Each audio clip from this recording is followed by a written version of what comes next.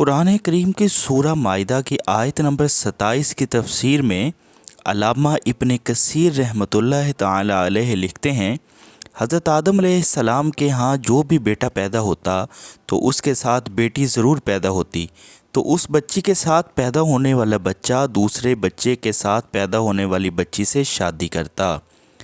حافظ ابن کثیر رحمۃ اللہ علیہ مزید لکھتے ہیں کہ اللہ تعالیٰ نے حضرت آدم علیہ السلام کے لیے یہ جائز قرار دیا تھا کہ وہ اپنی اولاد میں سے بیٹی اور بیٹے کی آپس میں شادی کر دیں، اس لیے کہ یہ اس وقت کے حالات اور انسانی نسل چلانے کے لیے اللہ کی حکمت کا تقاضا تھا۔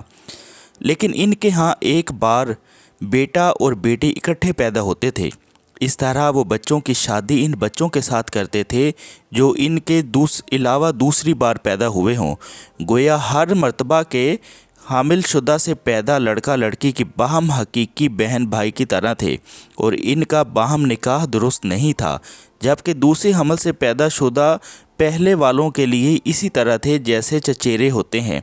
یہی وجہ ہے کہ قابیل نے حابیل سے اختلاف کیا۔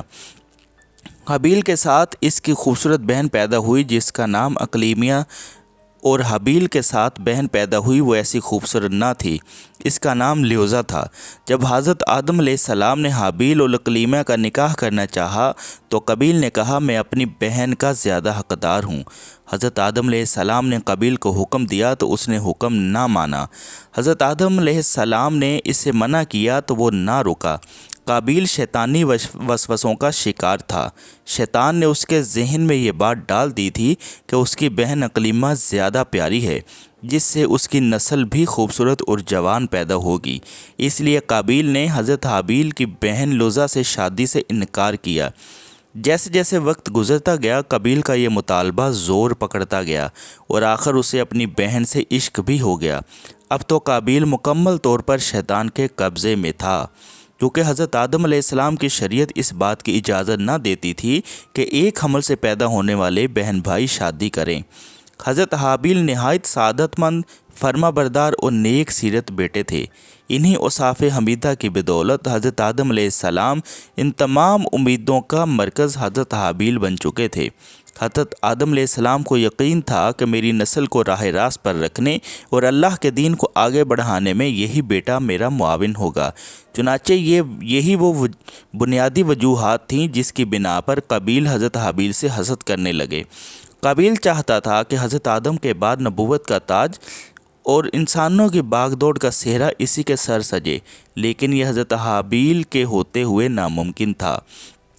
جب حضرت آدم نے دیکھا کہ میرا بیٹا قابیل حابیل کے قتل کے در پہ ہے تو انہوں نے حضرت آدم علیہ السلام نے ان دونوں کو اللہ کی راہ میں قربانی پیش کرنے کو کہا اور بتایا کہ جس کی قربانی کو آسمان سے آ کر کھا جائے تو سمجھنا اس کی قربانی قبول ہو گئی۔ دونوں نے جب قربانی پیش کی تو اللہ نے ان کے حضرت حابیل کی قربانی قبول کر لی کیونکہ وہ حق پر تھے، اور قابیل کی قربانی سنبل کی لکڑیوں کا گٹھا تھا کیونکہ وہ کھیتی باڑی کرنے والا تھا۔ اس نے اپنے کھیت سے گٹھیا مال چنانچہ اس میں ایک عمدہ سٹا پایا تو اسے صاف کر کے کھا لیا، اور حابیل کی قربانی مینڈھا تھا کیونکہ وہ ریوڑ والے تھے۔ انہوں نے اپنی بھیڑوں سے ایک عمدہ جانور لیا اور اسی جانور اللہ پاک نے قبول فرمایا اور آسمان پر اٹھا لیا، جس کو اللہ پاک قرآن پاک میں یوں بیان فرماتا ہے، اور اے محمد ان کو آدم کے دو بیٹوں حابیل اور قابیل کے حالات جو بالکل سچے ہیں پڑھ کر سنا دو کہ جب ان دونوں نے خدا کی جناب میں قربانی چڑھائیں تو ایک کی قربانی قبول ہو گئی اور دوسرے کی قبول نہ ہوئی۔ تب قابیل حابیل سے کہنے لگا کہ میں تجھے قتل کر دوں گا۔ اس نے کہا کہ خدا پرہیزگاروں کی ہی قربانی قبول فرمایا کرتا ہے۔ اس قربانی کی قبولیت کے بعد جب قابیل نے سوچا کہ اب جب سب کو پتہ چلا کہ حابیل کی قربانی قبول ہوئی اور میری باتیں نہیں مانی جائیں گی، اس لیے اس نے قابیل نے حابیل کو شہید کر دیا۔ قابیل نے اس کی اولاد نے ہی سب سے پہلے آتش پرستی اور پھر شیطان کے بہکاوے میں آ کر بت پرستی شروع کر دی۔ دنیا میں قتل و غارت، حسد و فساد اور بت پرستی کی بنیاد قابیل نے ہی رکھی۔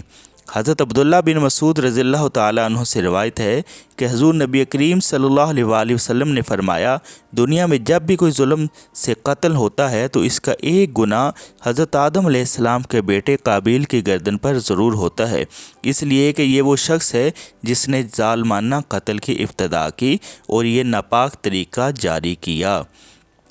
امید کرتا ہوں کہ آپ کو یہ ویڈیو ضرور پسند آئی ہوگی اور آپ اسے اپنے دوستوں کے ساتھ بھی ضرور شیئر کریں گے۔ اللہ پاک میرا اور آپ سب کا حامی و ناصر ہو۔ اللہ حافظ۔